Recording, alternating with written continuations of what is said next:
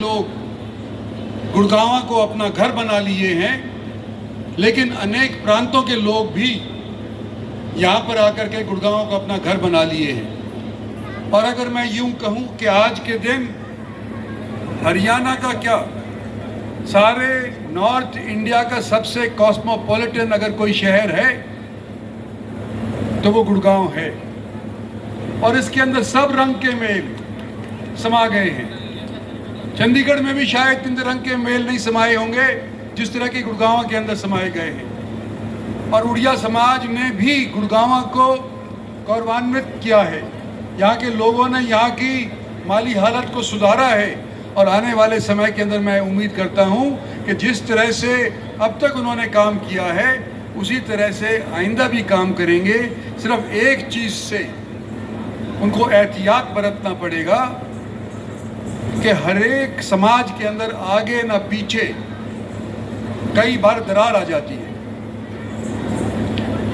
और उड़िया समाज हालांकि अभी 1 लाख के करीब है, जैसा कि मुझे अभी बताया गया, लेकिन जैसे इसकी नफरी बढ़ती जाएगी, लोगों की महत्वाकांक्षाएं बढ़ती जाएंगी, तो हो सकता है कि 2 फाड़ हो जाएं, हो सकता है कि 3 फाड़ बन जाएं। लेकिन जब आप लोग अपना घर छोड़ करके इतनी दूर आकर के अपने समाज का नाम रोशन करना चाहते हैं, तो मेरी तो ये आशा है और उम्मीद है कि आपके समाज के अंदर 2 फाड़ या 3 फाड़ ना हो। और ये मैं इसलिए कह रहा हूँ कि अनुभव है मेरा। पिछले दिनों के अंदर मुझे आमंत्रित किया गया था कि ईस्टर्न यूपी के पुरबिया बोलते हैं, इनके लोग काफ़ी तादाद के अंदर गुड़गांव को अपना घर बना लिए और कभी एक सेक्शन से कभी दूसरे सेक्शन से आमंत्रण आता था कि आप आएँ, छठ पूजा के लिए आएँ, आप किसी और कार्यक्रम के लिए आएँ। लेकिन मैं एक में जाता था तो दूसरा नाराज़ हो जाता था कि वे उसके क्यों गए और हमारे क्यों नहीं आए। तो मैंने उनसे निवेदन किया था और आज स्टेज से दोबारा से निवेदन करना चाहता हूं कि जब आप विदेश के अंदर या दूसरे देश या अपना प्रदेश छोड़ करके आए हैं, आप संगठित होकर के मुझे एक कार्यक्रम के अंदर बुला लीजिए और मैं वहाँ ज़रूर उपस्थित होऊंगा और जो हमारे से हो सकता है आपके समाज के लिए सो करूँगा। वही बात आज के दिन मैं आपको कहने लग रहा हूँ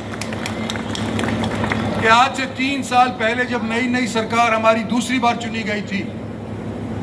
केंद्र के अंदर नरेंद्र भाई मोदी को दूसरी बार बनाया गया था प्रधानमंत्री, इतिहास बना था। आमतौर के ऊपर सरकारें सत्तासीन दोबारा हो जाती हैं, कोई बड़ी बात ऐसी नहीं है, लेकिन जो भी सरकार दोबारा से सत्तासीन होती है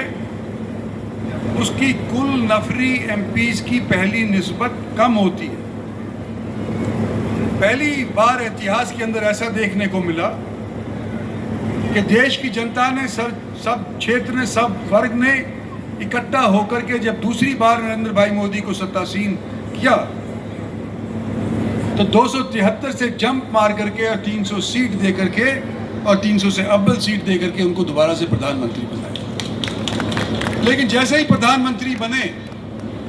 जैसे ही हरियाणा के अंदर दूसरी बार सरकार आई, कोविड का प्रकोप हमारे सर के ऊपर मंडलाने लगा और बड़े बड़े देशों के गोडे टिक गए।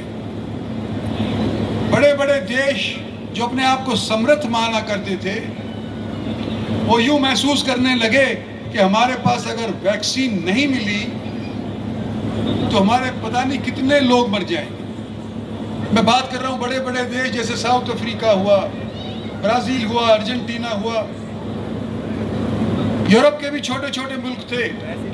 अमेरिका की तरफ देख रहे थे कि किसी तौर के ऊपर हमारे को वैक्सीन मिले। लेकिन वो कंपनियां जो वैक्सीन देना पसंद नहीं करती थी, केवल अपने देश तक ही उसको सीमित रखना चाहती थी, उन्होंने उन मुल्कों को वैक्सीन नहीं दी और भारत ने वो वैक्सीन दे करके उन मुल्कों को संवारा और हमेशा के लिए दोबारा से भारत का नाम विश्व के अंदर फैला। और केवल सरकार को ये श्रेय नहीं जाता,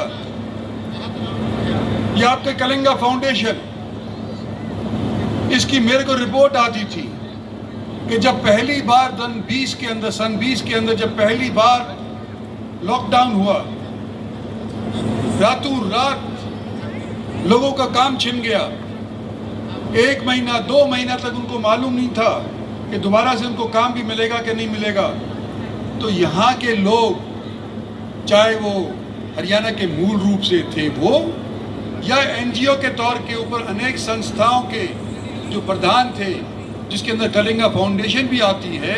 उन लोगों ने अपना दिन और रात एक करके उड़ीसा वापस भेजने के लिए पूरा प्रयास किया। जहाँ ब्लड कैंप्स की ज़रूरत थी ब्लड दिया, और जहाँ अनाज की ज़रूरत थी वहाँ अनाज दिया। तो ये जो आप लोगों ने पिछले सालों के अंदर किया है, जो नाम कमाया है, और जिसके मार्फत भारत का ही क्या हरियाणा का सबसे पहले नाम रोशन हुआ है, मैं आप लोगों का यहाँ का नुमाइंदा होने के नाते, यहाँ का बाशिंदा होने के नाते, आप लोगों का इस गुड़गांव ज़िले के अंदर और पार्लियामेंट्री कॉन्स्टिट्यूंसी के अंदर और हरियाणा के अंदर स्वागत करता हूं, और उम्मीद करता हूं कि आपका तालमेल मेरे साथ बना रहेगा, और आने वाले समय के अंदर जो भी मेरे से कुछ सेवा आप करवाना चाहते हैं और मेरे हाथ के अंदर या मेरे कलम के अंदर अगर वो ताकत हुई, तो मैं आपके उस काम को ज़रूरी तौर के ऊपर अमली जामा पहनाऊँगा। धन्यवाद और जय हिंद। जय हिंद।